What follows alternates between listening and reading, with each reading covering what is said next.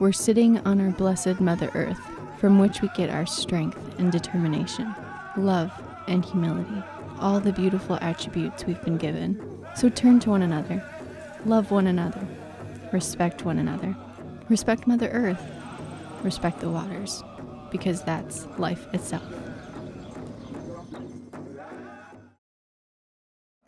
My name is Alyssa Otten. I am the Executive Director of the Nicollet County Historical Society.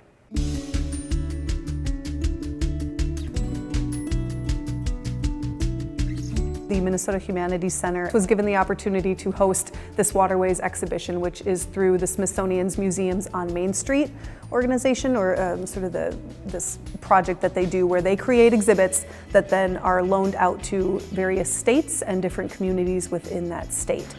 So the Smithsonian partnered with the Minnesota Humanities Center and asked for applicants who wanted to host this exhibit or the exhibition, and we were chosen as one of the 6. And so we were given the chance to basically spend a whole year preparing for and engaging with the public about our local waters, to host these exhibits and talk about sort of what's happening with water right now, both historically, because we're a historical society, and currently.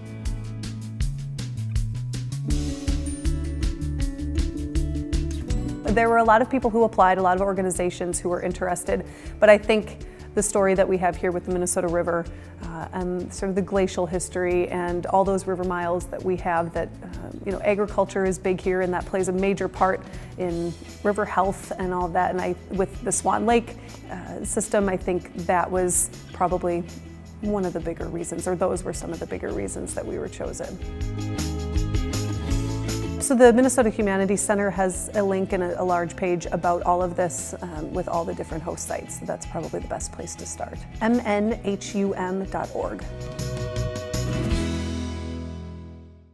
The goal is basically to talk about water and sort of how it affects people, how it has affected people, how it's shaped the landscape, culture, and sort of what's happening now within water. The nice thing about this exhibition is that the Smithsonian's exhibit, which is called Waterways, which is the one with all the curvy blue panels behind me, that's sort of a national focus in a lot of different aspects of water. And then the state exhibit, which was done between the Minnesota Humanities Center, the Minnesota Department of Health, Pollution Control Agency, and the Minnesota Historical Society, that's more Minnesota focused. So it talks about what's happening with Minnesota right now with water, but then each host site has specific panels and maps that come to it so that it's more specific to sort of St. Peter for right now. And then our exhibit, the one that the Nicollet County Historical Society created, is focused on local water stories. And so within those 6 communities, each of us were asked to create an exhibit to go along with the ones that would be loaned to us for the 6 weeks. We thought that maybe the best way to figure out what water stories we wanted to share with the public would be to put together a focus group. So we asked about 10 people who are local with really varying areas of expertise, glacial, historic, pollution control, all of those types of things. And we brought them together for an afternoon of sort of just thinking about all the different topics and places and things that could be talked about or shared with the public.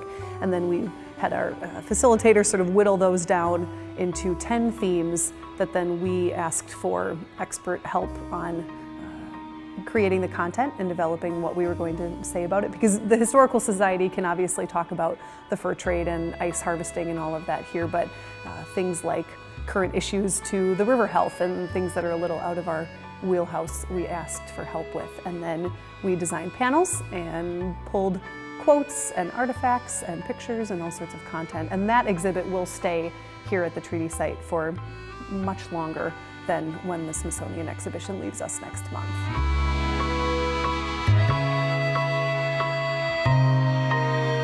I think the point is to talk about sort of what used to be here, what the sort of the cycle that water has gone through over the last few hundreds of years, because we're a historical society, so we want people to know sort of how we got to where we are today, because that's a big part of what we do. But also to think about, you might not realize that your toilet leaking is wasting this much water, and that there are things you can do within your own home, like put up a rain barrel make a water garden, or excuse me, a rain garden, and sort of affect change on your own on a smaller level. I think the neat thing is that this is giving, specifically for the Nicollet County Historical Society, it's giving us an opportunity to explore stories and histories that we don't always talk about. You know, we know that this area was prairie pothole wetland, which is basically gone. There's a little bit left of the natural environment of that ecosystem, but it gives us a chance to think about what was here, how water affects, you know, plants, people, all of that. And so there's a lot of important water stories here, and it's giving us an opportunity to share those with the public and bring in an exhibition that was created by the Smithsonian, which is pretty neat. So I think between all of the exhibits that we have here, we wanted to make sure that people know that there's something that they can do and not just learn about the history, because that is what we do, but we also want to help people figure out ways that they can affect change in their own lives, because going forward, you know, this will be historic one day, and so if we can affect change now, that will help.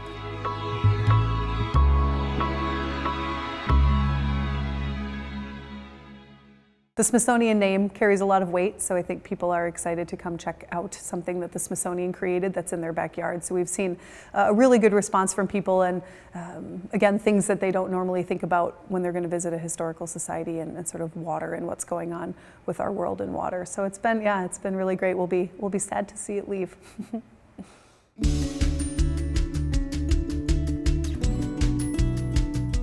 So all of these exhibits that we have coming up, it's a good time to become a member if people aren't members already. You know, we rely on membership and support of the public, and we're here for you. We're here for people to learn about their history, and so becoming a member is a good way to not only help us bring in exhibits like the Smithsonian, but also you can pay attention to what's coming with future exhibits. So you'll get our newsletter, which has all sorts of information about exhibits and programs and things that are going on. People can like us on Facebook. We do a lot of fun posts about local history and quirky history and all of that. So it's a good time to become a member.